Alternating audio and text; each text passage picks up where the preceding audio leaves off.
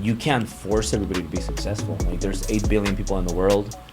Not everybody wants to be like a billionaire. Like some people are happy just being average. Most people are.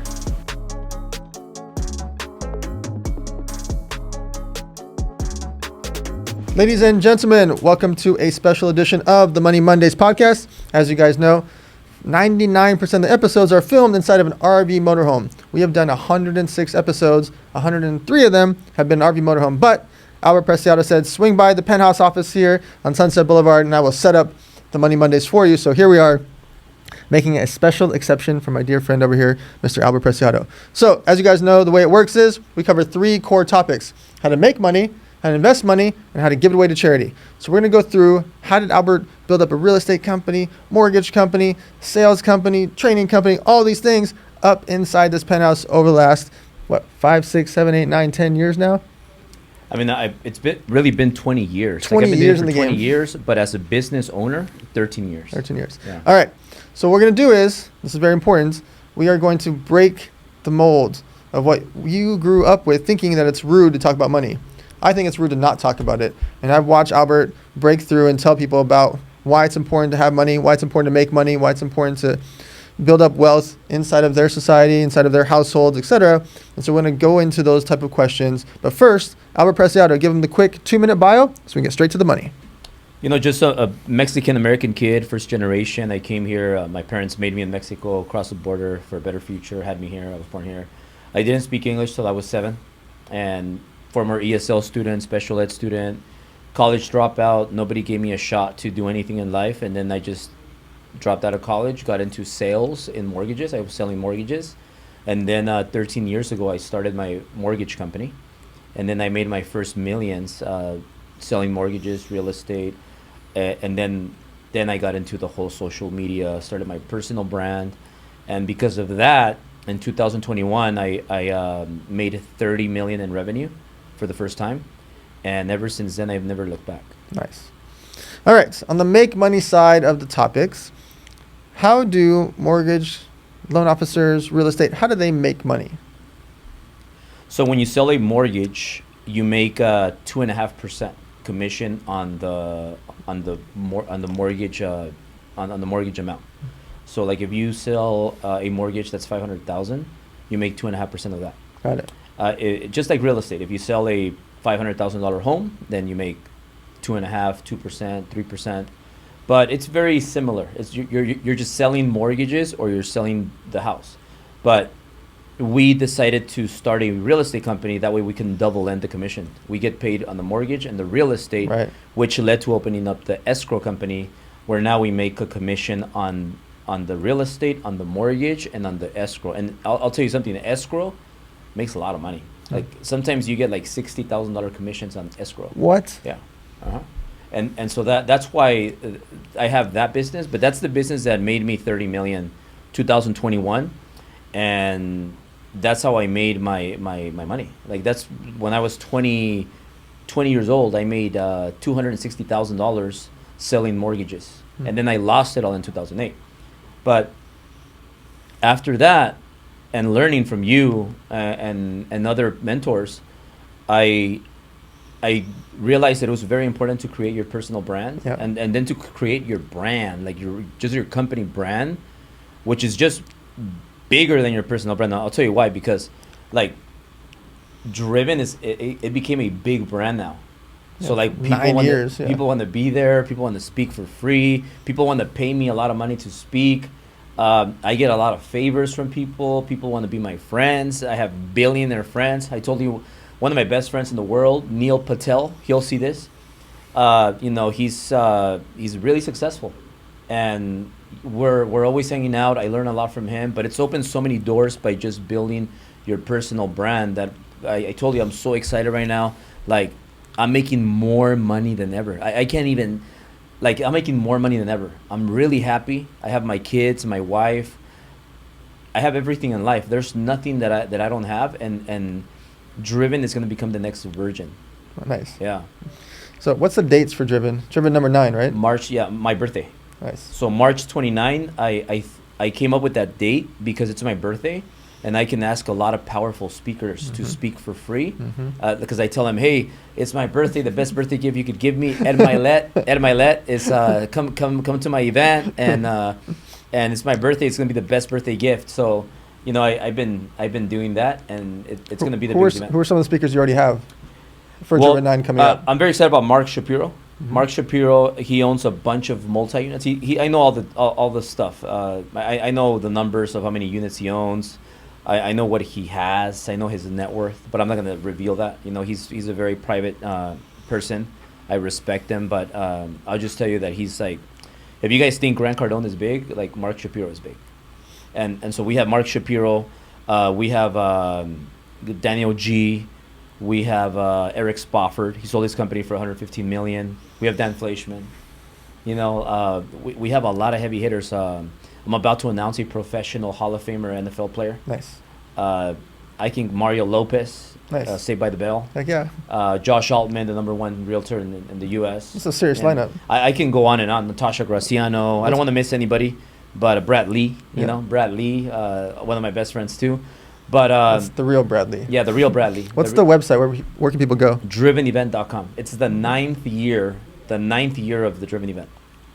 Why do you think that when a lot of other events are struggling to get 300 or 400 people, how do you keep getting 2,000, 3,000, 2,000, 3,000 over and over? It's the brand that I built, and now people see the credibility, the track record.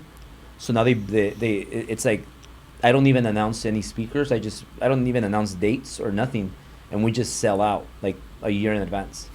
And now what's made the biggest difference is that we build a sales force. So we have 40 people, 40 salespeople working 40? for us. 40. like we crazy. have like It's 10, amazing. 10 remote and like 30 in-house, but we have the science to it. So everything in life has a science to it. Mortgages, real estate, escrows, events, you're the master of that. But sales, like I'm very good in sales and relationships and vision. Like I'm a visionary. Sales very good at operations. My wife, she operates everything. So sales, there's a science. Like you have people that are appointment setters. They're not skilled enough to close because they could burn the lead. We have closers that specialize in closing deals that are solid. So the setters have to get them solid leads to close. We have TOs, people that take over. We have spiffs. When like for example, right now I told the guys, me and Casey told the guys, hey, you know what? If you do this, you'll get this amount of cash. My salespeople, even if you offer them $1 million, they wouldn't leave me, because the culture that we have here is second to none. And then our people they work Saturdays, Sundays, and holidays. And they'll work here till 10, 11 p.m., midnight sometimes. Sometimes they sleep here because they're closing deals and they fall asleep. So what makes a good sales rep and an okay sales rep and a bad sales rep? You need a lot of training. Give a shout out to Casey, who's right there. Like he came here and he changed he changed a lot of lives. He just like I changed his life, he changed our life. I saw the scoreboard out there. Yeah. There's a lot of We have our 80,000, score- 50,000, 100,000. Yeah, we have our scoreboard, but he's here. His responsibility is like I tell him, hey, you're only 24. Like I have the experience. Just be coachable. Always stay humble to learn more. There's always going to be somebody doing more. Of course. And you got to remain humble to be disciplined and be a student, because you want to get better. And I made all the mistakes. I don't want you to make the same mistakes. You know what's interesting is the wealthiest guys I've ever met, all they do is ask questions. Yeah. They want to learn. Yeah. You talk about Ed Milet, the guy's worth $700 million, whatever that is. Like, he asks a lot of questions, because think about if he learns one little thing and it increases his business by 1%, well, 1% of 700 million is $7 million. I've seen so many of these billionaires and zillionaires, and like watching them interact at dinners, Yeah. and they're asking, what do you do? How do you do that? Why do you do that? Why do you do it that way? How do you structure it? Who does that for you? Why do they do that? Because that one little tidbit, if you're doing 50 million, 10 million, 100 million, whatever, it changes everything. Yeah. But practice and just the systems. Like every day at 7:30 a.m., Casey has to be here by 7:30 p.m. in the morning. They have their sales meeting in the morning. That sets up the mood. And if you have a crappy meeting, you're gonna have a crappy production day. But Ed Milet, dude, I'm about to make a big announcement with Ed Milet. Like I love Ed Milet. Ed Milet always tells me that I'm the person that reminds him more about him than anybody else in the world. He connected me with Marshall Falk. So like, and he sends me like these long voice notes, and we're always talking. But Ed Milet has been huge in my success, and he is a huge mentor and somebody I respect a lot. So similar question about the sales reps. What makes a good mortgage loan officer versus an okay one versus one that's not going to make any money? You have to be, well, you need 5 things. I don't know if I'll remember the 5 things, but in today's, like right now for mortgages, it's the worst, darkest times. We're going through a crisis. It's worse than 2008. We are in a major recession, especially for mortgages. So a lot of them quit. A lot of them died. A lot of them, they're out. The 1%ers are doing good. But what do you need to separate yourself in mortgages? 5 things. Number 1, you have to have a strong mindset. Because I'm sure like you're used to it. Like you know that every day you have like a plan for the next day, and you're like, I'm gonna do this. Everything's lined up. You have your calendar, and something goes wrong in the morning every time. It throws off everything, and then you have to figure out how to fix it. So when you have a strong mindset, nothing tickles you. You just know I'm gonna handle it. So you need a strong mindset because mortgages are tough right now. You need to be a genius marketer. So what I mean by that is you got to be on social media. You got to be posting stories. You got to know how to market, how to be a marketer, and you got to know how to use social media. If you're not on social media and you don't have a strong mindset, you're going to fail in mortgages. Number 3, you got to be a top closer, a salesperson. You got to master sales. If you suck in sales, you have no chance in mortgages. So mindset, marketing, sales. Now, number 4, you got to be an expert in your field. So you got to be an expert mortgage person. You got to understand all the guidelines. You got to know your shit. You got to know every single thing. So that's number 4. The 5th thing to complete it is you got to have extreme work ethic. If you're not willing to work 18 hours a day right now, 7 times a week in mortgages, and this is both for mortgages and real estate, you're not gonna make it. And for me, dude, I enjoy it. Today, I text you in the morning. Out of nowhere, I'm just like, hey, what's up, Dan? Like, it's 5:20 in the morning. Yeah, I wake up today. I woke up like at 3. I always wake up 3, 4, and like Kayla knows this. Like I wake up and I'm like on my DMs. Like I'm like I don't even have to do that. Like I don't need to. I have people that do that for me. But I get up and I'll spend like an hour just DMing people back, bam, bam, bam, bam, bam, bam, and then and then I'm texting them and I'm telling them because Kayla and Casey they're together. They're a couple. They're one of our favorite couples in the world, and Kayla is like I'm texting them in the morning, so then when I'm done I'm like, hey Kayla, it's all yours, you take over my DMs. I'm done. I just because I like to look through my stories and I'm looking at the viewers because people that are viewing your stories every day, they're interested, like they're big followers. It's like if I was single. I would go through my story viewers, dude. I would get it's so easy now to like hook up, like before it was hard, but social media has changed the world for a lot of things. So like I'll go through my viewers and I'm looking for customers, future customers. I'm looking. So then after when I'm done, I'll be like, hey, Kayla, it's all yours. So she takes over. Special delivery for you. Thank you. Vodka and oranges. So on the investing side, why do you invest so much into yourself, into your personal brand? Does it have a return or is it to build? What is it for? Best advice I'll give anybody here, especially young men. Young men, I tell them stay away from women, alcohol, and drugs. But the best advice I'll give besides that is mentors. Hire mentors. Pay people $10,000. $20,000, $50,000, $100,000, and the second best advice is use credit cards. Like just swipe your credit card, pay for a mentorship. One-on-one is the best way of learning. I paid 11 years ago Grant Cardone and Patrick Bet-David. I paid them a lot of money for one-on-one, and that changed my life.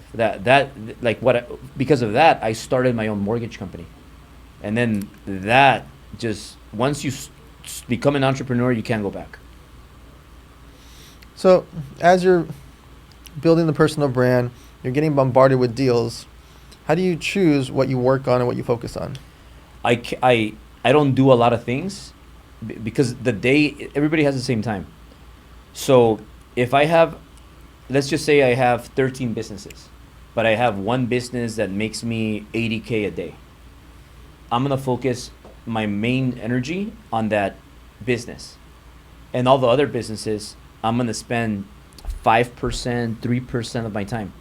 Same thing with people, same thing with family members. If they don't give me any value, if they're not contributing to my 80K a day, I'm not going to spend time with them because life is too short. I see people that are aging now, and I want to live the best life when I'm young. I want to be with my kids when I'm young. I want my parents to see major success from me when they're alive. My parents are getting older. They're not in the best health condition. They're 75 years old. So time, you never get it back. It's easy to make money, and you could always make more money, but you can never get time back. So I'm going to focus on 80K a day. 80K a day because $30 million a year equals to 80K a day. And that's my limit. That's my minimum. It's minimum. Yeah. So people get very distracted by shiny objects. They're seeing social media. They're seeing people with Lamborghinis and Ferraris and mansions and things, but they're 19, 20, 21, 22, 23, 25, just getting started in the game. How can they learn first before trying to just jump right to the Ferraris and Lamborghinis? Well, I have a lot of young, I call them kids, but they're young adults. They're like 18, 19, 20, 21, 24-year-olds. And they always, they come from like, a lot of them come from bad mentors and leaders. And they're just bad because they don't have the intelligence, the knowledge, the experience. They just don't have it. So they ask me, hey, should I get a car? Should I get this exotic? Should I get this? They want to get like things over their means. And me with my experience, being 41, going through a lot of stuff. You see me, I'm very transparent. I tell you like, hey, I'm broke. My credit's fucked up. I made mistakes. I can't pay this. I can't pay that. I have to pay it later. Things happen, but an entrepreneur figures them out. So I tell my guys, my girls, hey, it's not time for a car yet. It's not time for don't get this. Live below your means. Yep. Save money, invest it, stack it. It's not time yet. Let's focus on making money. Let's make $1 million first. Let's have at least $500,000 in the bank, and then you could go get your car. Why do you think so many people get stuck in just kind of existing and not trying to accelerate their life and try to make more money? I think the 1%ers are the 1%ers for a reason. And you can't force everybody to be successful. Like there's 8 billion people in the world. Not everybody wants to be like a billionaire. Like some people are happy just being average. Most people are. So one thing that I'm very proud of is that we kind of force people to be successful. So we're calling people, we have 40 people, and every salesperson makes 100 calls. So we're dialing 4,000 times a day. Mm-hmm. And they're getting better. So we're high pressure salespeople. So the way we look at it is we're going to change their lives. It would be unethical if we don't close them, because we're going to close them and they're going to change their lives. Like there's people here that we've closed high pressure sell into them giving us their last $10,000, and now they're making $20,000 in 1 month. And this is, I'm talking about their first month, second month. So like people are just average. I have this saying, if you truly believe in what you're selling, it's rude of you not to sell it. Exactly. Yeah. If you think you're going to change someone's life, you should stay here till midnight and sell. I've always thought like that, but before it was like girls. I thought it would be unethical if I don't close her. 1,000 later. Yeah. So why do you think it's in our society all of it until recently, and maybe even in some households still recently, why do you think it's rude to talk about money? Why do you think people have that in their mind? 'Cause that's the biggest reason I started this a couple years ago was to take that away from people's head, because our daily lives have money involved for bills, food, travel, gasoline, Yeah. rent. Everything is money related. I don't see what's rude about talking about real life stuff. There's nothing rude about it. Yeah, I think fucking brokies are the most selfish people in the world, because they're so selfish. It's all about them. Like, they don't like to talk about money. They don't like people that have money, that make a lot of money, because they're so selfish. Because if you don't have money, if you're broke, you don't have any money, like, who are you gonna help? If you don't have any money, you can't donate any money. If you can't help people. If your best friend, your family member, whether it's your kids or your fathers, mothers, if they're sick and they need their critical condition and they need 50 grand, you don't have it. They need 100 grand, you don't have it. They might have to go see Gary Brecka and get fixed, and they don't have the money. So you're not going to change lives if you don't have money. Like, Donald Trump wouldn't be the president if he didn't have any money. Mm-hmm. You need money to help people. You need money to change the world. You need money to be Elon Musk and go to Mars.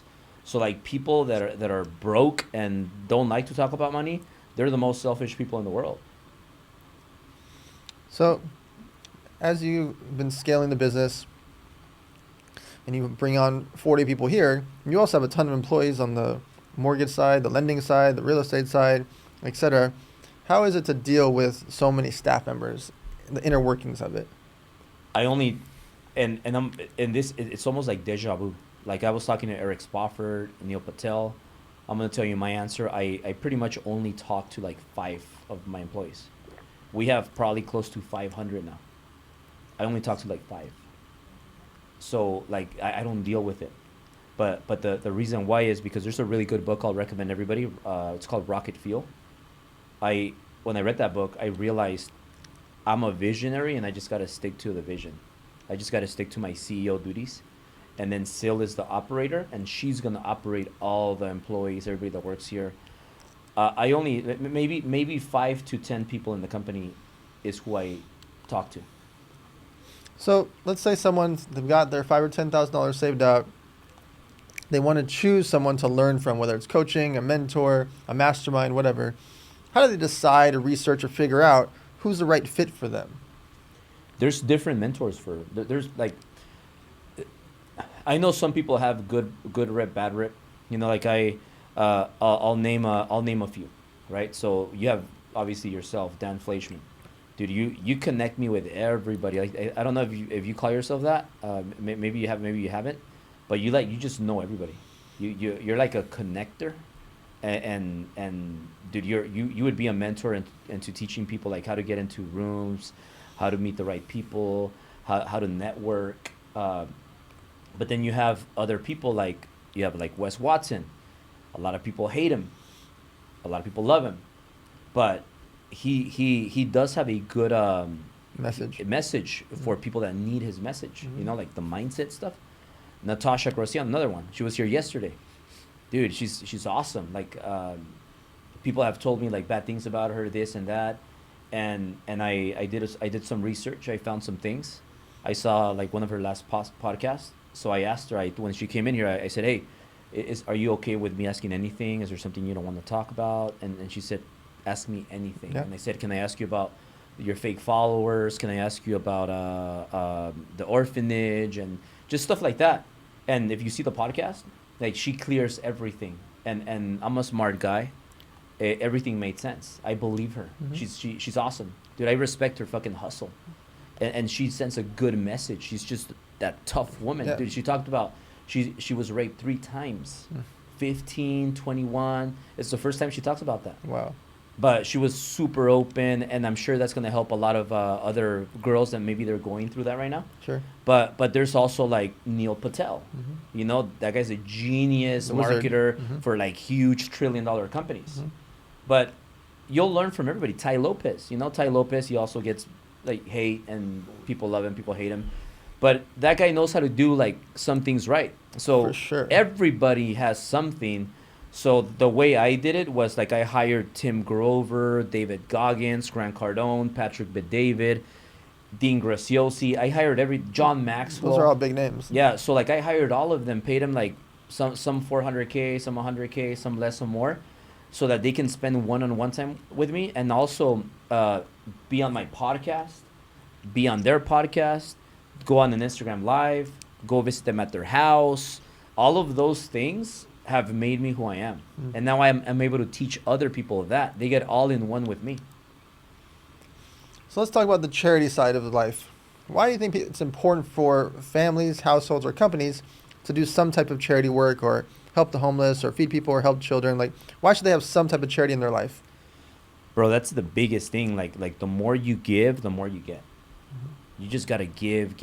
Like I'm always like I always carry like cash. It's weird, but I have like a Ziploc bag. That's fun. And I just have like a bunch of like $100 bills, and wherever I go, I'm like I'm always pulling out like 100 or whatever, and I'm like giving them to like the valet, Yep. the people at the restrooms at Javier's. You've been doing this 100% bill thing. Can you talk about that? Yeah, well, every time I go to dinner, no, not every time, but 90% of the time, I always match the price. So like if the bill's $240, you tip $240? Yeah. Wow. Yeah, if That's it's awesome. 1,000, I tip 1,000. Really? Yeah. I love Yeah. it. And we go to dinners every day. Yeah. 90% of the days we go to dinner, and that's kind of like that's why like life is work and work is life. But I'm really like I want to start I want to do something with you, maybe Tim's story. I want to, me and Sil, we've been talking about this, but for now we just donate. Like whenever I go to Dave Meltzer's events, yours Yeah, of event, course. like Tim's stories, I donate. I always give like $1,000, $500, $2,000, like something like that. But I want to start my own like driven charity. Of course. It's great. We got to look at GoDaddy, drivencharity.com. So I want to start that. I want you to help me with it, and I just want to give like I don't know. I want to give a lot of money, like a percentage of my income. I just want to give it to my charity. And for me, I love white people, black people, purple people, yellow people, but I'm Mexican. I'm Latino, so I want to do something that helps like the Latino kids. Like I want something for the Latino American kids. The Latino community is 20% of the U.S. population, and they need help. For sure. You know, like they grow up with not the correct information to become successful, to build their dream life, you know? So because I was one of those, and I had to hire all these mentors to learn. So I want to do like some driven charity, and then we could help like all the Latino Americans here in the U.S., even outside of the U.S. But I know that, I mean, you know that, like some people won't agree with me, but I think the Latinos here in the U.S. are the hardest working people. Sure. Like they're loyal people, and everybody's great, but like I just feel like they're loyal, they're hard workers. Patrick Bet-David once told me, I focus, and most of my people are Latino, Latinos, PHP before he sold it, Yep. because they're just hard workers and they're loyal. And I remember that, hard workers and loyal. And then Grant Cardone, Brad Lee, you, Yep. Tim Story, Tim Grover. There's a video with Tim Grover. He tells me that I told him one thing and he ran with it. I always repost it. They all told me the same thing. Albert, focus on your Latino community because there's nobody that controls that. You are the one. Ed Milet, another one. And so like I started doing that, and it's been going really, really well. But the most powerful thing you'll hear here is if you want to make more money, give more, help more people, and the money's gonna come on autopilot. A lot of people don't realize is that they can give without cash. If you don't have much money, use your social media, show up and volunteer, go there and put in the energy. If you can't donate the physical cash, put in your time, put in your energy, put in your muscles. Go help. Go to the children's hospital. Go to senior citizens home. Yeah. Like everyone needs to go feed the homeless. Yeah. So Trina's Kids Foundation, we started 11 years ago, and it is for the Latin community. We've been helping the Latin children in downtown Los Angeles since, was that 2012, 2013? And we always have 400 families show up, and we do 4 charity events a year. We do we do back to school day, report card day, Thanksgiving food drive, and then the toy drive. And every year it gets bigger and bigger and bigger and bigger. And every year more families show up, more families show up, more families show up. So with Driven Charity, you just got to boil down and think about what is the main category. I want to give $1,000 to your charity. Amazing. Yeah. I'm gonna give it out right now. Then we'll give it out tonight. Thank you. Think about what is the thing. Is it the children? Is it the Latin community in general? Is it education? Is it toys? Is it feeding them? When you figure that out, it makes it easier for people to support your mission, because what will happen is people will copy you. Yeah. And it's a good thing, by the way. So years ago, we started what's called the $100 tipping club. So the similar how you've been tipping 100%. Yeah. $100 tipping club is we'll get like 8 friends, 15 friends, 30 friends together, and everybody chips in $100. Sometimes, if we're in like Salt Lake City, we'll do a $1,000 tipping club. So we'll get 26 people together and donate $26,000. And the way you do it is a $100 tipping club. Anyone can go. That's actually the website, $100 tipping club. You can go to a restaurant, get Albert and 7 of your friends together, and you don't tell the waitress. And at the end of the meal, 50% of the money goes to the waitress, 50% of the money goes to the bar backs, the cooks, the chefs, etc. Yeah. So if you got like $1,700, give her $800 or $900, and give the staff $800 or $900. Over 4,000 people have copied us that we know of. It could be a lot more. Over 4,000 have copied us, and so I love every time I see you doing this 100% because I started seeing other people do it. You're making me want to do it now. Let's go tonight. Javier's? Yeah. And so the point is, when you figure out what that niche is, you're like, okay, you want to help the Latin community. Yeah. Is it children? Is it homeless? Is it feeding them? Is it education? What is that thing? Because that'll make people want to rally around you because you're such a powerful figure in that space. Yeah. All right. I'm going to ask you a question that I ask on every single episode, but I've never gotten the same answer. Ready for this? Yeah. Okay. $80,000 a day, right? $30 million a year, but you're still young. Over the course of time, you're going to go from 30 million, 50 million, 100 million, God willing, 200 million. Ultimately, you might become a billionaire. I think you will. And at that time, let's call it 100 years from now, and you've got multiple children. What percentage of $1 billion do you leave to those children? That's a very good question. It's hard, like I'm not I don't want to leave him. I want to leave him very little. I want to leave everything to the world. Like I want to just donate everything. Leave my children like a little bit, something where they could start a business. My girls, because they're here right now, all 3 of them. Oh, that's awesome. And like Italia's birthday was yesterday. She turned 8, and you know what her wish was? She said, "Dad, Mom, I just want to go to the office for my birthday." That's her birthday gift. Wow. So like I want them to figure it out. I want them to struggle. I want to get them like maybe not a Honda Civic, but like a little Mercedes. When they're able to drive, and then they have to earn everything else, and then they have a little bit of money to start something, but then the rest of it, I just want to I want to put it in good use. I want to donate it to the future. Like I want to donate it, and I never thought about this to this extent, but I want to do it. I want to donate it to the kids, and also the kids have to earn it, not just to any kid, right?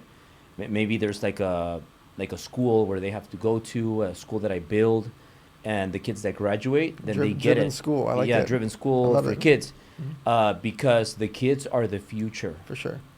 Italia will make her own billion. Berlin will make her own billion. Cali will make her own billion. Those are the kids that I want to create. And I don't want to have kids where I give them $1 billion and they turn into drug addicts. They're entitled.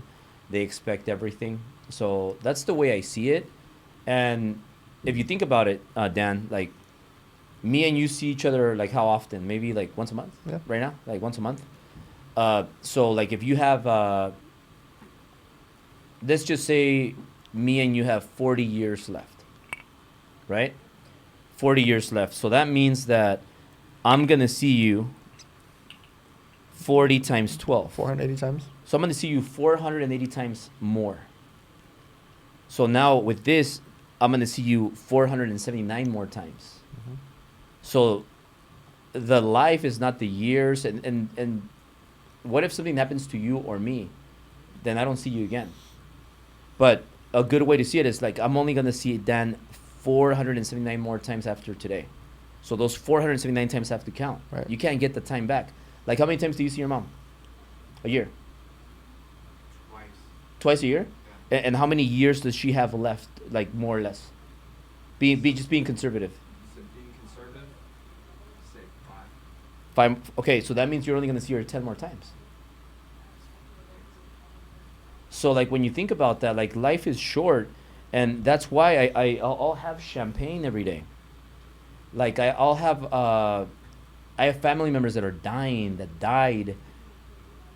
I have people that didn't do what they wanted to do, and they were like always saving, pay off their home, and then they die.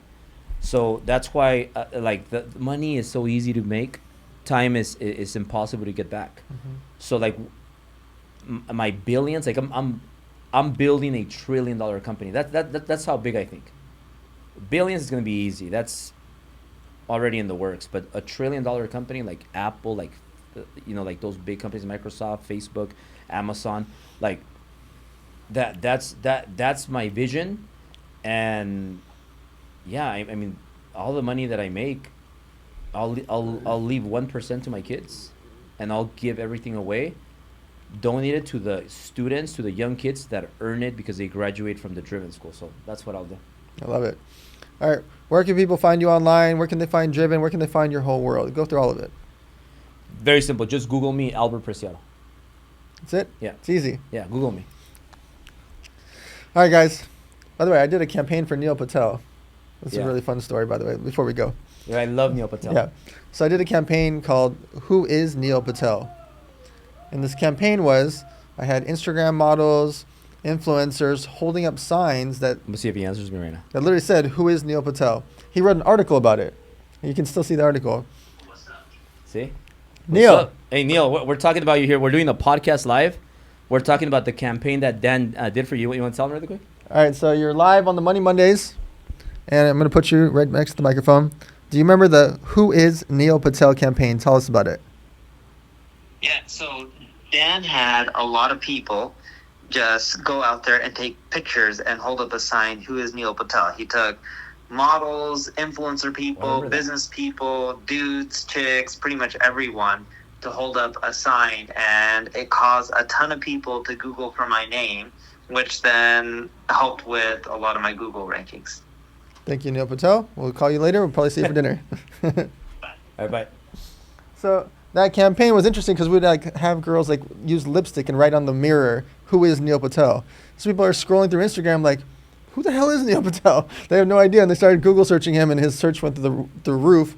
And as you guys know, he's a wizard, so he turned that into this huge company. All right, guys. I appreciate you guys being here. As you know, the Money Mondays is meant for you to share with your friends, family, and followers. Visit us on themoneymondays.com. Talk to your families. Talk about money because it's important. You got to talk about loans, finances, taxes. What happens if you borrow money? Should I do this? Should I pay that? Should I get a rent, a lease? What do I do about payroll? How much should I ask for my salary? Money is part of your daily life. So have discussions about it. Be blunt about it. Ask your friends about it. And make sure to have open communication. So we'll see you guys next Monday on themoneymondays.com.